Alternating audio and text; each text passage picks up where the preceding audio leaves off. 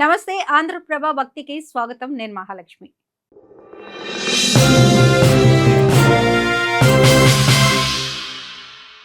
ఇంట్లో పెద్ద విగ్రహం ఉంటే పూజ చేయకూడదన్న శాస్త్రిక నిషేధం లేదట.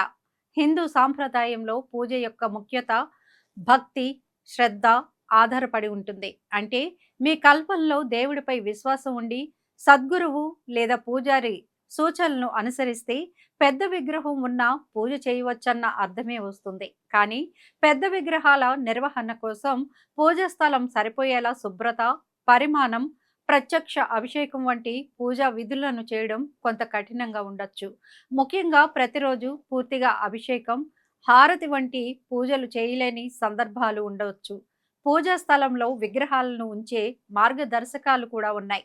పూజ గది సాధారణంగా ఉత్తర పూర్వ దిశలో ఉండటం మంచిదని భావిస్తారు. విగ్రహాలు ఒకదానితో ఒకటి ఎదురుగా ఉంచకూడదట. విగ్రహం వెనుక తక్కువ గ్యాప్, మినిమం 1 అంగుళం ఉండటం శ్రేయస్కరం. పెద్ద విగ్రహాలపై పూజా నిషేధం లేదు. వాస్తు సాంప్రదాయ సూచనలే, అధిక అనుసరణ కాదంటున్నారు.